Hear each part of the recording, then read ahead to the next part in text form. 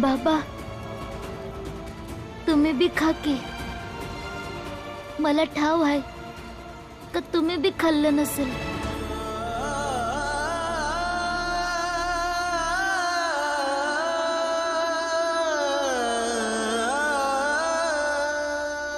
घे जेवून घे. कबीर प्रेम ना चखिया चखिना लिया सा सोने घर का पाहुना ज्यों आया त्यों जा. बाबा घरामध्ये समजे कसं आहेत. ठीक आहे. बस ते आनंद बरोबर. काय झालं आनंद दादा संग. भाऊ कुठं गेला पर. बाबा तर जेवाया बाहेर आले होते. मग आता कुठं गेले. बहुतेक बाबा दुःखी झाले आहेत कारण भीम घर सोडून गेला ना. नाही ते तर जेवले बी नसतील. विचार करत असतील की भीमने काय खाल्लं असेल की नाही. बाळा बरोबर बोलतोय. तसं बी भाऊचा आपल्या भीमवर लय जीव आहे. मी बघून येते तुमचे बाबा कुठे आहेत. मी अभि तुमच्या संग येतो. नाही मी जाऊन बघून येते. तुम्ही समजे थांबा.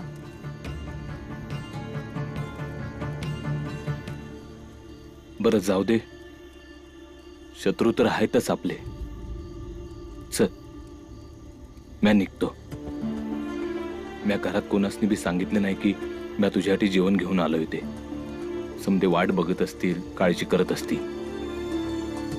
तू स्वतःची काळजी घे. मी सकाळला येतो. होय बाबा.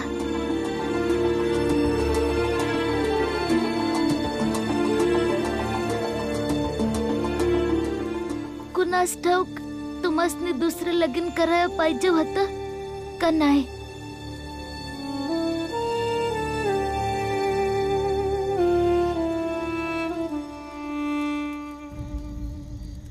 भीमबाळा मला ठाव आहे की मी लगीन करून लय मोठी चूक केली आहे. पण आता जे झालं आहे ते आता झालंच. आता या चुकी संगच आपल्याला जगायचं आहे. तू तुझ्या सावत्र आईसनी सोडून आलायस. पर म्या जिजाबाई संग लगीन केलं आहे. म्या त्यासनी सोडू नाही शकत. अन भीम यात तुझी बी चूक आहे. म्या जेव्हा विचारलं होतं हे लगीन करू की नको करू तेव्हा तुम्हाला साफ साफ का नाही सांगितलंस की बाबा तुम्ही हे लगीन नका करू.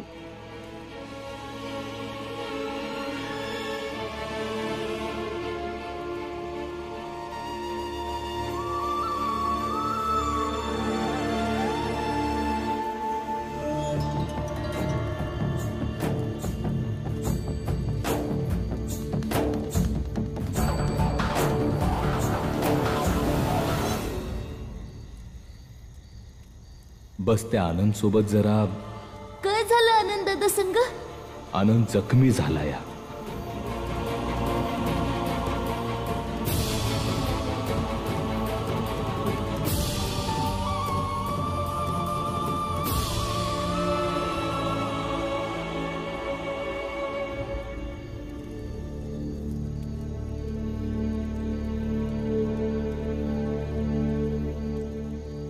आवा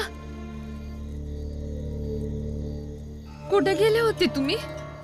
कुठं नाही इथंच होतो.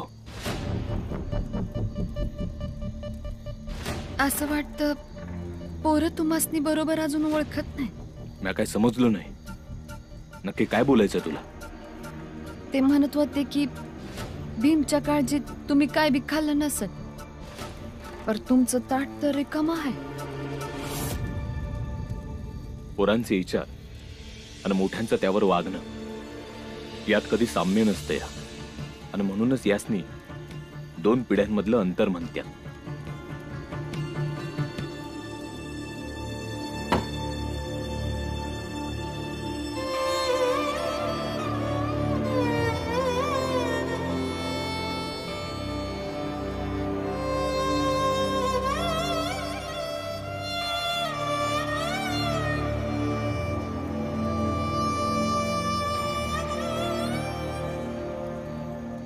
कबीरा सोई पीर है जो जाने पर पीर, जो पर पीर न जानही सो का पीर में पीर,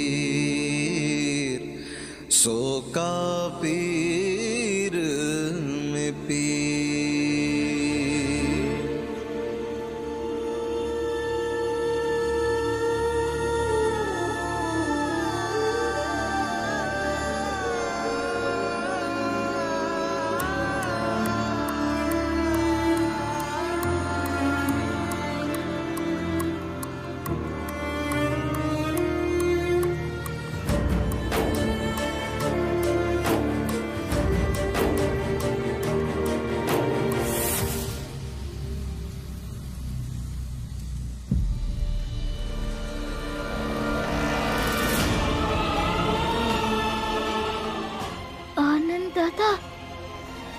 भीम, तुला काय वाटलं? तू लई समजदार आहेस की तू येशील, माझी पट्टी ठीक करशील आणि प्रेम दाखवून निघून जाशील. भीम, तू गेला तर मी तुझं पाय तोडणार. समजा तुझ्यामुळे झालं ना. तू गेला असता ना मी तुला शोधायला आलो असतो ना, मला असा मार लागला असता. पण ते समजा सोड. तू आमासनी सोडून का गेला?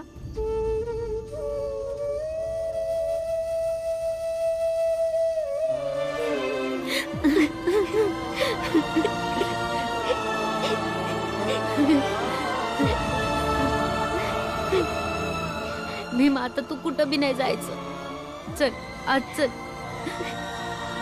चल. नाही आनंद दादा, मी आत नाही येणार. तू बी माझ्या संग येण्याचा हट्ट नका करूस. पण का? मी येळ आल्यावर समजावून सांगन. भीम. आनंद दादा,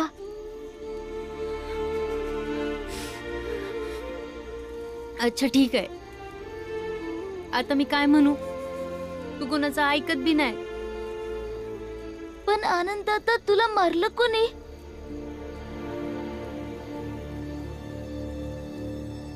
भीम, मला वाटतंय त्यो चहावाला होता, पण मला ना नक्की आठवतच नाही. मग हे तर चंद्रकला काकूच सांगू शकते. त्यासनी कसं ठाव असणार? ना कोरड्या नदीकडे आहे हे तर त्यांनीच तुला सांगितलं होतं ना. वय, पर भीम, तुला हे समजा कसं ठाव? जिजाबाई, मला कोणता बी वाद नाही घालायचा आहे. भीम, बाबा येत आहेत. चल चल चल. मी जेवण करीन किंवा नाही जेवणार, त्या प्रत्येक गोष्टीचं उत्तर नाही देऊ शकत. तर मग नका सांगू. जेव्हा तुम्हीच मला स्वतःची बायको मानत नाही, तर मग बाकीचे का मानतील या घरचे सुनान स्वतःची आई? एवढी काय मोठी गोष्ट नाही आहे जेवढी ती मोठी समजतेस. पण माझ्यासाठी हाय. तुम्हाला समजत नाही तर म्या काय करू? नाही समजायचं मला, समजलं?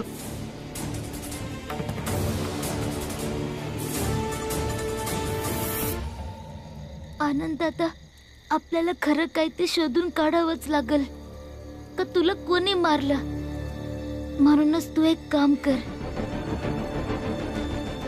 काय? तू त्यांच्याकडे जा आणि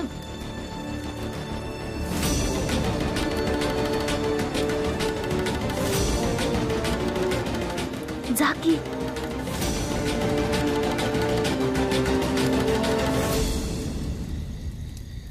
मला तुम्हासनी काहीतरी विचारायचंय.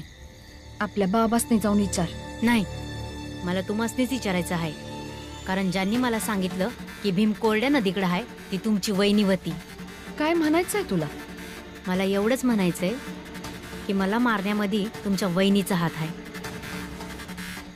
काय बोलतोयस तू? ती कशा पायी असं करत? मला तसं वाटलं म्हणून मी म्हणलं. आज जर भीम आमच्याकडे असता तर लगेच खरं शोधून काढलं असतं. आज भीमची कमतरता लई जाणवत आहे.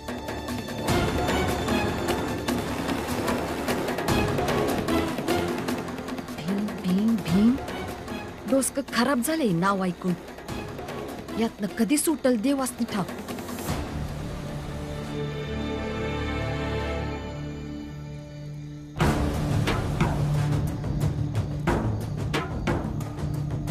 आनंद दादा, आता आपण त्यांचा पाठलाग करूया.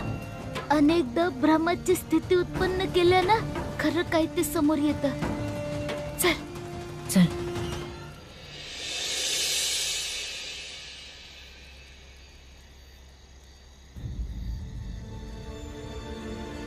मीरा, मीरा, ह्यो आनंद कुठं आहे? आनंद, अरे भाऊ इथंच तर झोपला होता. आता कुठं गेला? त्याला जेव्हा वाटतं जसं वाटतं निघून जातोया. जाऊ दे त्यासनी. एकदा म्या बी हे घर सोडून निघून जाईल. भाऊ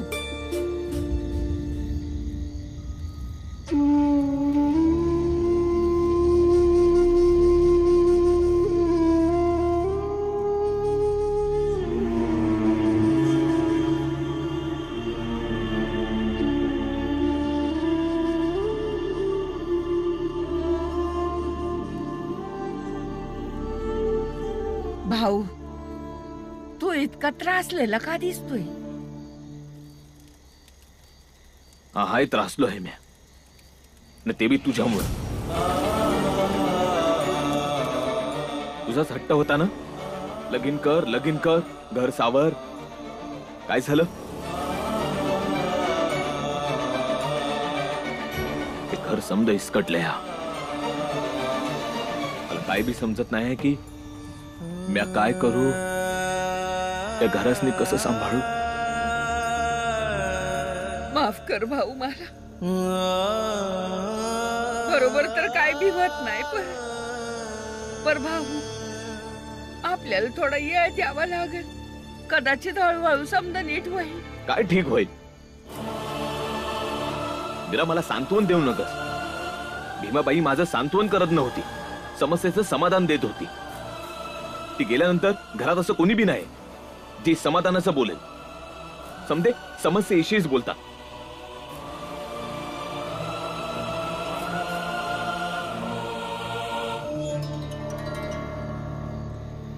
वहिनी, वहिनी.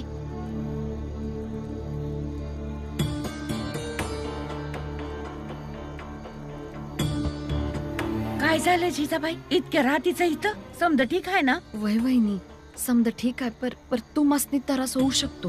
काय बोलतीयस तू? काय झालंय काय? वहिनी, आनंद विचारत होता की त्यासनी मारण्यामागं तुमचा हात तर नाही. आणि तो हे बी म्हणत होता की जर भीम असता तर त्याने लगेच गुन्हेगाराला पकडलं असतं. पर तू हे मला काय विचारतीस? मी फक्त विचारते वहिनी, आनंदला मारायला तुमचा हात तर नव्हता ना? या असं काय बोलतीस तू? वहिनी, तुम्ही खरं खरं सांगा मला, मग त्याच हिशोबाने समज सांभाळता येईल.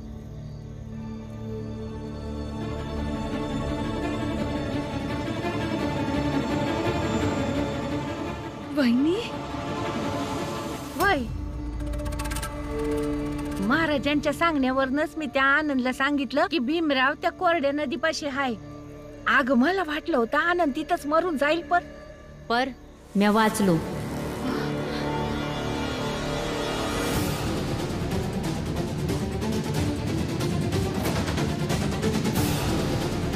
आणि तुमचं समद्यांचं खरं रूप बाहेर येईल.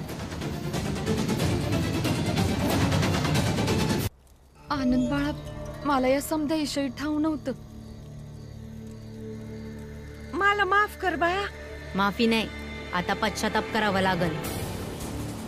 उद्या सकाळी तुम्ही समद फौजदारा पुढे सांगायचं की कोणी मला मारलं होतं आणि तुम्ही समद कोणाच्या सांगण्यावरून केलं. नाही बाळा, ते लय मोठे लोक आहेत, लय भयानक लोक आहेत. जर मी त्यांच्या विरोधात गेले तर ते माझ्या नवऱ्याला, माझ्या पोरासनी जिवंत नाही सोडायचे. हे बघ आनंद, जे बी झालं ते चांगलं नाही झालं, पर आपल्याला याच्या पुढचा विचार करावा लागल. माझ्या वहिनीकडनं मी अभि माफी मागते. नाही, यांना उद्या सकाळी समद खरं सांगावं लागल. की कुणी मला मारलं, म्हणजे मी त्या माणसाला जेलमध्ये पाठवेन. आणि ही तर तुमची सख्खी वहिनी बी नाही, तरी बी तुम्हाला ह्यांचा आणि ह्यांच्या कुटुंबियांसाठी किती त्रास होत या. आणि भीम तर माझा भाऊ आहे, सख्खा भाऊ, एकाच रक्ताचे आहोत. तुम्ही त्यासनी एवढं सतवलं की तो घर सोडून निघून गेला. मग विचार करा की आम्हासनी किती त्रास झाला असेल. आणि वय, आम्ही आमच्या आई बाबासनी असं भांडताना कधी बी पाहिलं नाही, जसं तुम्ही भांडत होता.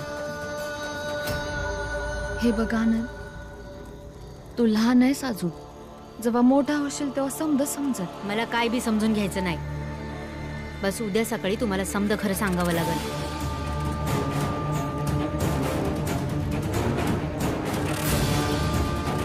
काय गरज होती तुम्हाला समज करायची? मला नाही भीती वाटते. तूच काहीतरी करू शकतेस. काय बी कर आणि मला वाचव. मला काय बी समजना झालंय काय करायला पाहिजे. म्या घरी जाते, पाहते काहीतरी जमलं तर सांभाळण्याचा प्रयत्न करते.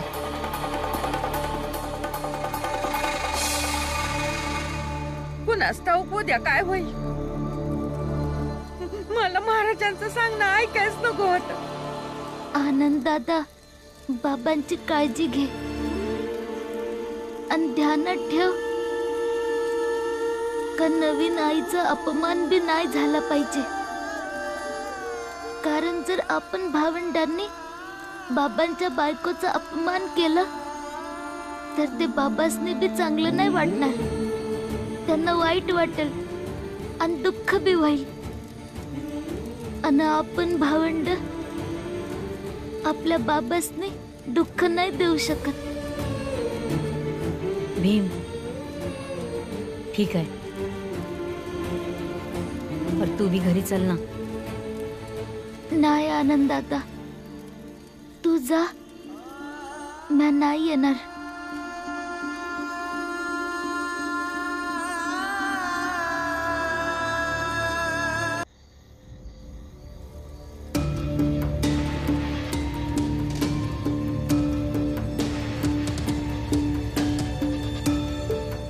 तू कुठं गेली होतीस? तुम्ही झोपला नाही अजून? मी झोपेन किंवा नाही झोपेन ते विचारतोय ते सांग. कुठं गेली होतीस? मला शोधाया.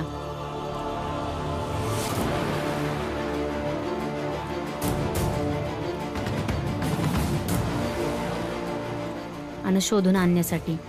तू कुठं गेला होतास? बाबा, मी माहीत करायला गेलो होतो की मला कोणी मारलं होतं. सकाळपर्यंत समजल.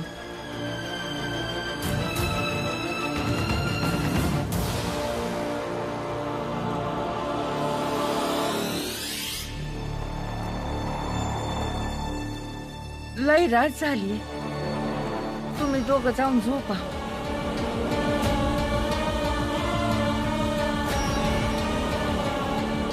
जा.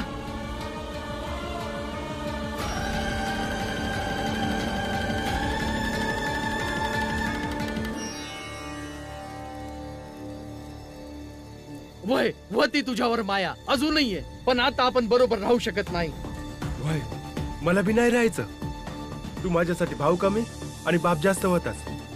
मी समजा आयुष्य तुझा मान राखला.